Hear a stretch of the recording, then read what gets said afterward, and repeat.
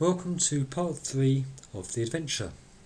We've just gone the beanstalk, got past the ogre and got to the opals, and we're now going to head back to the sorcerer's lair and go into the ice maze. So, you're in a very small chamber, an arrow crawl leads north. We'll go north. You're in the south end of the tight passage, so we'll go north again. It says you're north end of the tight passage. And from here we'll go west. You're in a narrow, twisting crack, and we'll go southwest. You're on the eastern side of a bottomless pit, so we'll go north. It says you're at the brink of the bottomless pit. Now from this point we'll go west this time. You're standing at the south end of a ledge running around the west side of the bottomless pit. The ledge once continued around to the east side of the pit, but it was apparently obliterated by a rock slide years ago.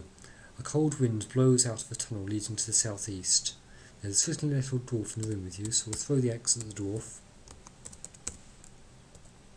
You've killed the little dwarf. The body vanishes as a cloud of greasy black smoke, so we'll take the axe. And we'll continue southeast. You're in the ice room. The walls and ceiling here are composed of clear blue glacial ice. The floor is fortunately made of rock and is easy to walk upon. There is a small passage leading to the northwest and a slide of polished ice leading downwards to the east. If you were to slide down, you possibly couldn't get back up, but we'll go down. Whee! Oof! You're at the entrance of an extensive and intricate network of tunnels carved out of solid ice. A slippery slope leads upwards to the north, but you cannot possibly climb up it. Now this is the ice maze, and possibly one of the puzzles of the cave that I spent the most time working on. From here we go northwest. You're in an intricate network of ice tunnels. Now, it's going to say this each time, so I'm going to just read it out if there's something different. So we go west, south, west, north, northwest, west, west, south, and south. You're on an intricate network of ice tunnels. A finely carved crystalline sculpture of a pig is resting in a niche melted out of an icy wall of the tunnel. Now this sculpture mutates, but it's the only reason we came in here. It's a treasure, so we'll take the sculpture.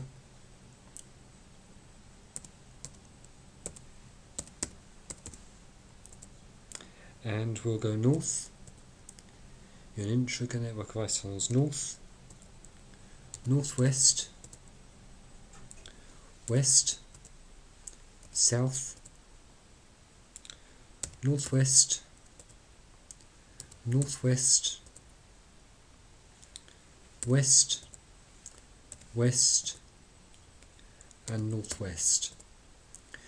You're in a small chamber melted out of ice. Glowing letters in mid-air spell out the words, "This way out." Now, if you'd actually mapped the entire maze and drawn a picture of it, it has spelled out the word Thurb.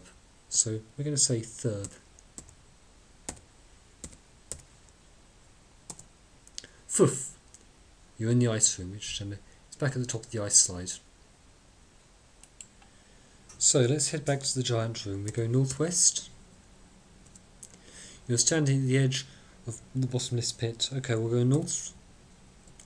It says you're at the brink of the bottomless pit. We'll go north. It says you're in the sorcerer's lair, where no side sandwich was. And from here we go south. No, we don't. We go west.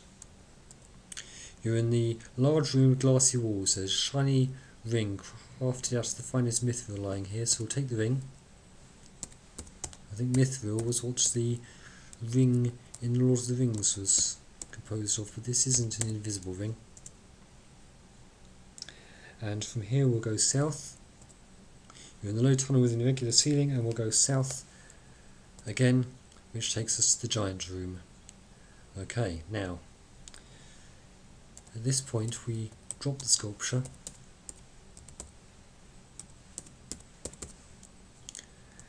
and we drop the casket. We're going to need the ring, so we'll keep that, and we're not going to be able to manage the axe, so we'll have to drop that as well. Okay, so I'm going to take the nest of eggs, drop nest, take nest. Okay, I'm going to take the keys,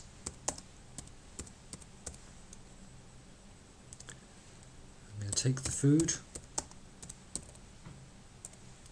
and I'm going to take the rod.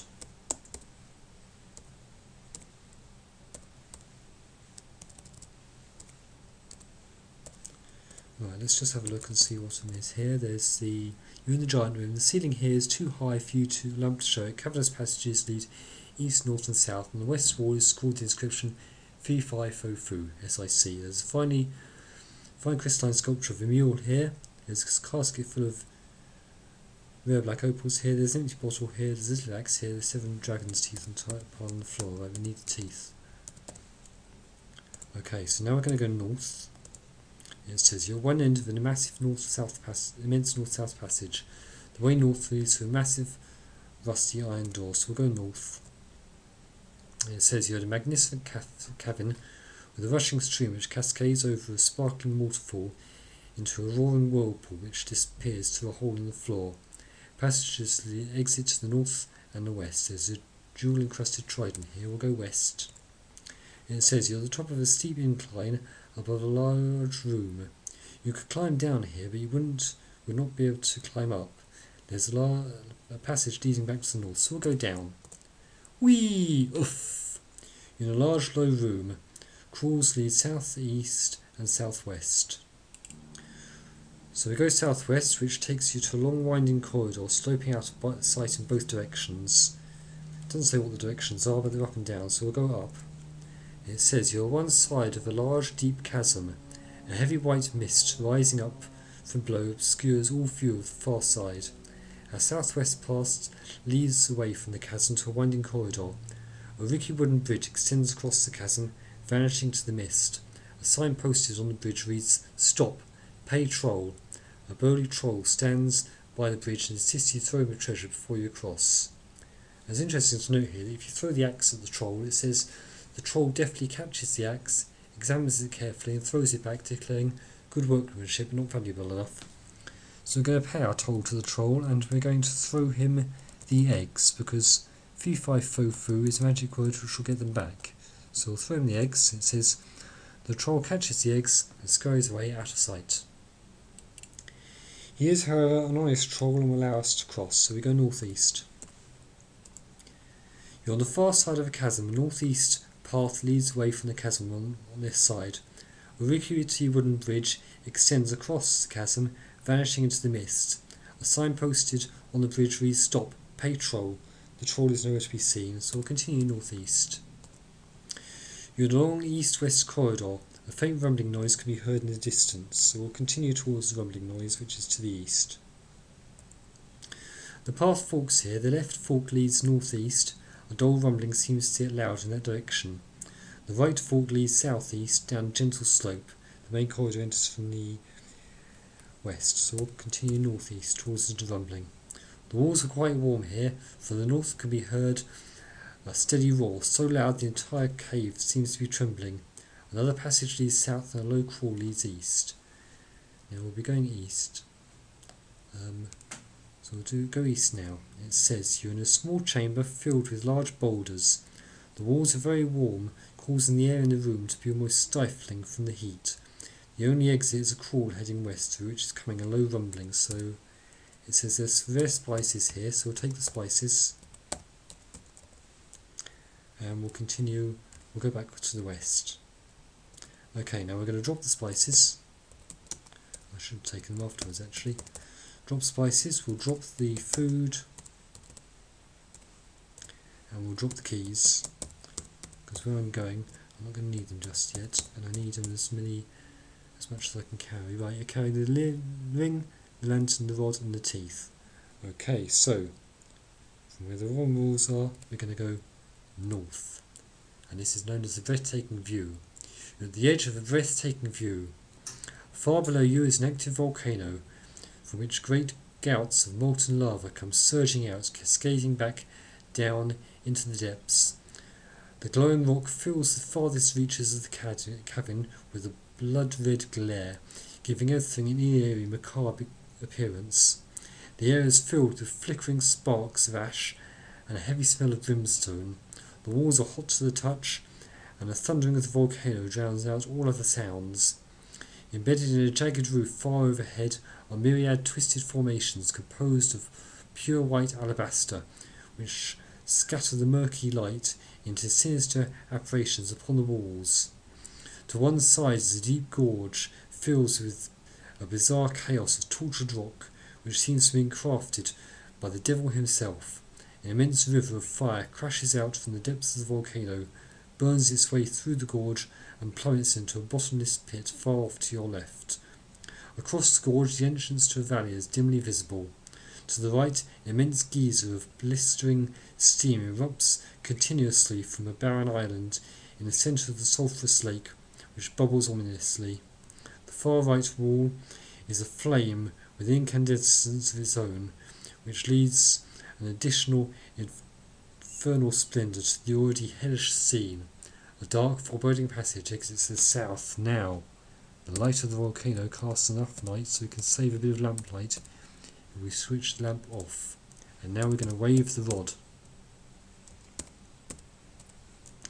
And it says, the earth begins to shudder violently and smoke flows up from the gorge beneath your feet with a violent gloop.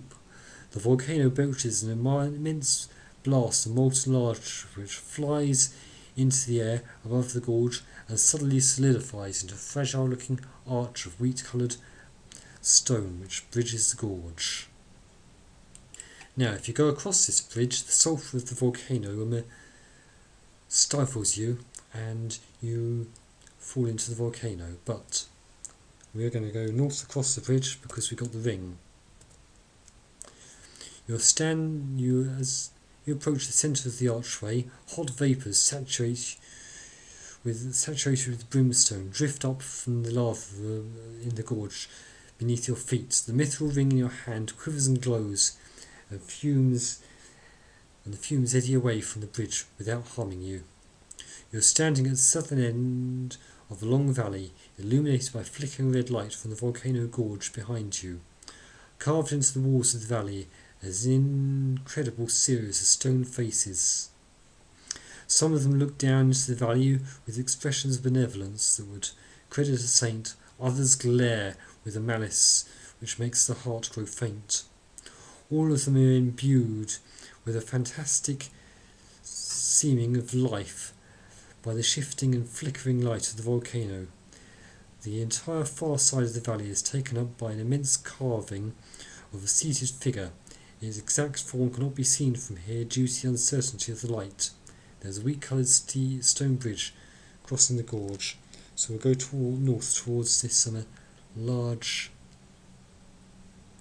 shape. You're standing at the north end of the valley of the stone faces. Above you, an incredible bas-relief statue of an immense minotaur has been carved out of the rock.